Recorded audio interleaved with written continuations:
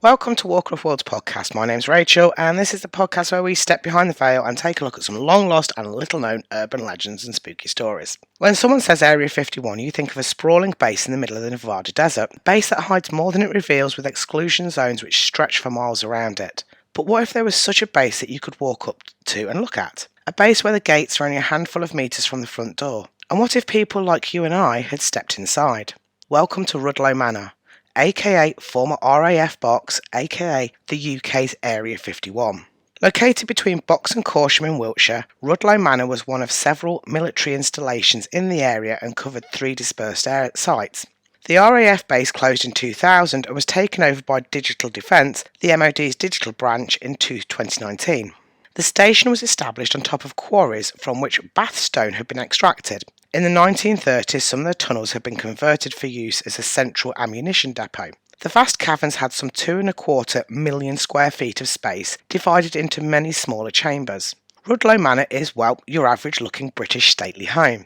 The quarries themselves date from around 1840, while the manor house itself appears to be mid-17th century. The manor has 3 floors and covers approximately 5,500 feet. Interestingly, Rudloe Manor was up for civilian sale in 2015, and the listing can still be seen on the UK website Rightmove. We can only presume that the Ministry of Defence decided to keep it and the for sale signs were removed. For years, the RAF's Secret Service worked at Rudloe Manor across espionage and counterintelligence operations, but also something else: UFO investigations. The claim was consistently denied by the MOD, but in 2007, during a release of declassified files from the National Archives, it was finally confirmed the site was the centre for UFO investigations in the 1950s. Yet despite the base's now apparently more mundane life and its former listing for sale to civilians, the area is still surrounded by fences, lights and guards. Now, Wiltshire is a strange place in itself, with crop circles, UFOs, burial mounds, stone circles, and many military bases, so it's kind of no surprise that the military wanted to keep Rudloe as under wraps as possible, especially as in recent years the area has become a tourist hotspot for urban explorers and conspiracy theorists alike. What many people believe is hidden from view is somewhere in the 60 plus miles of tunnels that weave their way beneath the area. The tunnels, with names such as Box Quarry, Tunnel Quarry and Spring Quarry, are sliced in half by Isambard Kingdom Brunel's Box Tunnel, which carries the mainline railway to London. So what do people believe is hidden down there? Everything from crashed UFOs to alien beings to more documents detailing UFO sightings. But how did all of this originally come about? The manor house itself sits approximately 1 kilometre from the MOD's other buildings, grey buildings which would once have held all kinds of different information. The reason for the 17th century house being ringed by fences, or at least the reason given, is that there are access points to the tunnels in and around the building. These access points have been breached many times over the years, and reports from a number of urban explorations can be found online.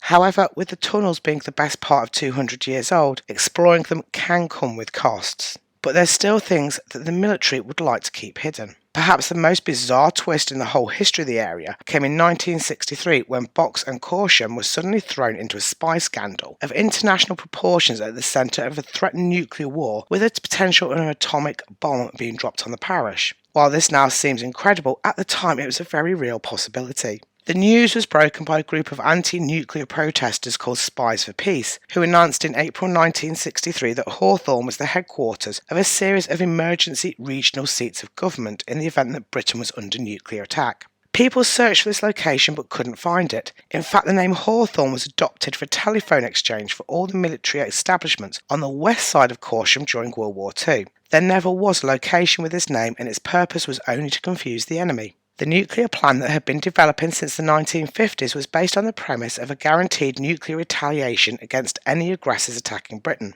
Under Corsham and Box, a large number of government and military officials would shelter in a permanent citadel, safe underground from nuclear fallout. With the codename Backbone, a communications network located here was intended to enable government to continue and provide direct communications to regional centres throughout Britain. The 1950s and 1960s was a time of heightened tension between Russia and the West. The international political situation was tense. The Cuban Missile Crisis of October 1962 was as close to a Third World War as we would ever come, and the 1964 Peter Sellers film Dr. Strangelove depicted a nuclear fanatic who learned to stop worrying and love the bomb was a reflection of these concerns. What incensed the protesters was that the government was seen as politically self-serving and prepared to sacrifice the general population through inadequate civil defence. In sharp contrast to the provision of security to officials was the government's advice to the general public in the Civil Defence Information Bulletins of 1964. This advised duck and cover technique as they did in the USA, guidance on how to mitigate the initial effects of the heat and nuclear blast and preparing for what would come afterwards. The Rudloe Manor site was selected as a shelter because at 100 feet below ground it could withstand all but a direct nuclear attack. It had a central operations control room and rooms called the Burlington bunker would be the seat of national government to run the country after an initial enemy strike. Burlington would shelter military staff to conduct the war, deal with foreign relations and trade negotiations, and be in control of national shipping and ports. It also had a function to assist regional recovery after a nuclear strike, with staff for departments of energy, transport, the environment, and law enforcement through the Home Office. Its purpose was to retaliate against enemy strikes, but even more sinister was the possibility of a preemptive strike if it was feared that the enemy could destroy command and control centres in the UK, particularly if Whitehall should be knocked out before transfer of control had been achieved.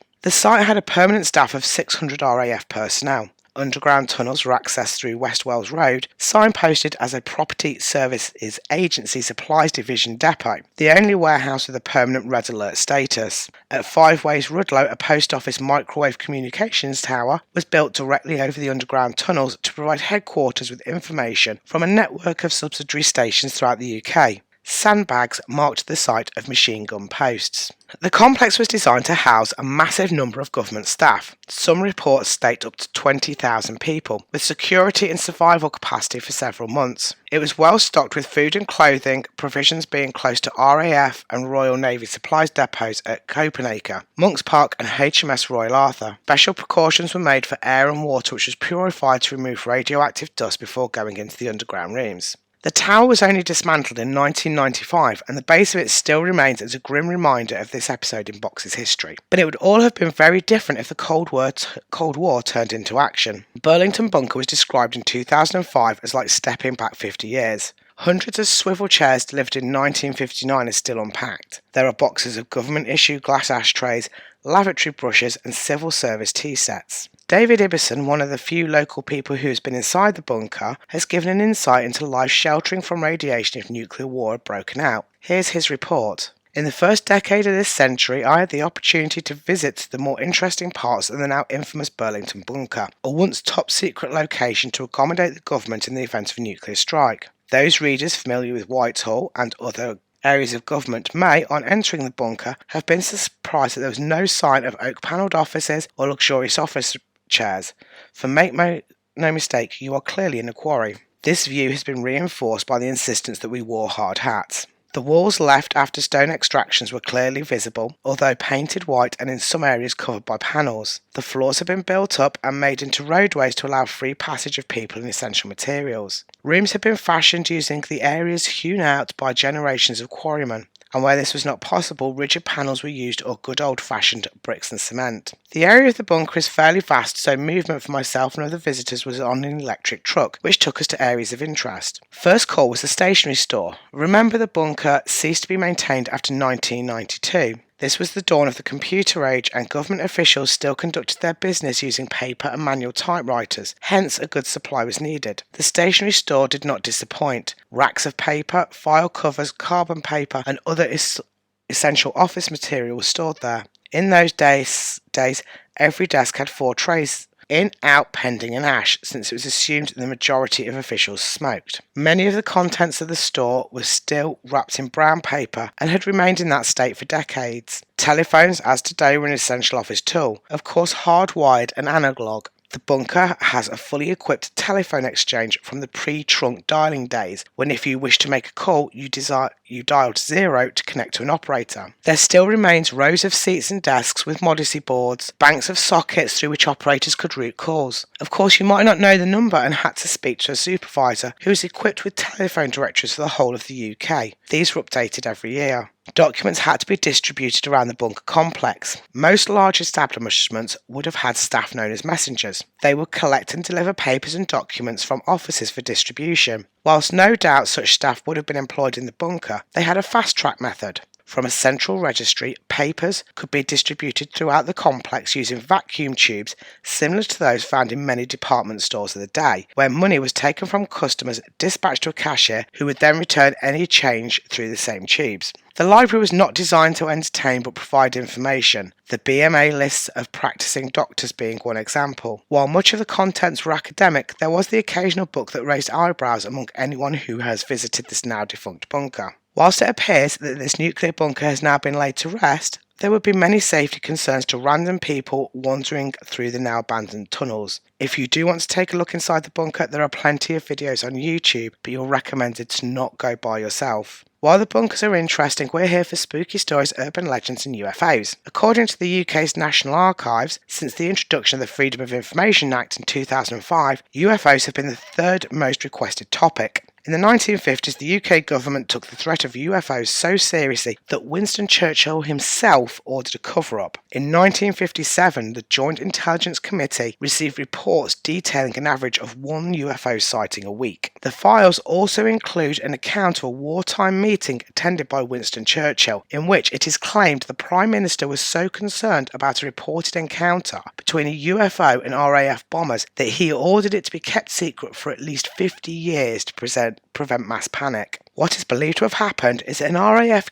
crew returning from a bombing raid spotted something so incredible that if it was revealed to the public would cause said mass panic. Churchill then ordered this sighting to be covered up. As far as I know, this sighting is yet to be released to the public. Other sightings that came out in the same batch of reports included a near miss with an unidentified object reported by the captain and first officer of a 737 plane approaching Manchester in 1995. A mountain rescue team called to investigate a crashed UFO in Wales in 1974. Attempting break-ins at RAF Rudloe Manor in Wiltshire, sometimes referred to as Britain's Area 51. The Western Isles incident when a loud explosion was reported in the sky over the Atlantic and the Outer Hebrides. The 14 minutes of missing film to the Blue Streak missile test in 1964, believed by some to show a spaceman. Yet, if Rudloe Manor was used as only the base of the UK's UFO investigations, why does it still catch people's imagination as the country's rumoured Area 51? Probably because it's easy to approach,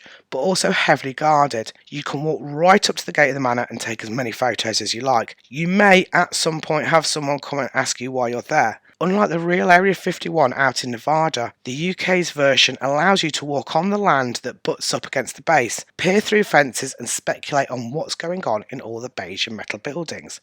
As for the heavily guarded part, wow. Conspiracy theories latched onto the idea of Rudloe Manor being a centre for UFO storage, reverse engineer and research in the 1980s and spent a great deal of time looking into the activities there.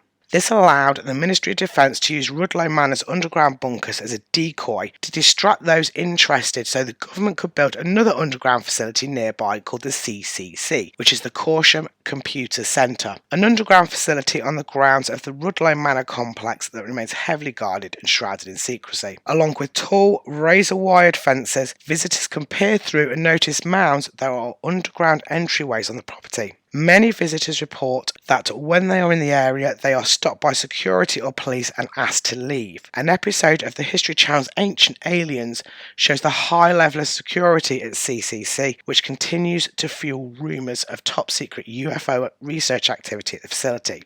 Like many military bases in the UK, you can walk up to the front gates and be met by little more than a handful of guards, but step off the beaten path and go looking and someone will come and escort you away. And that, ladies and gentlemen, is the tale of the UK's rumoured Area 51.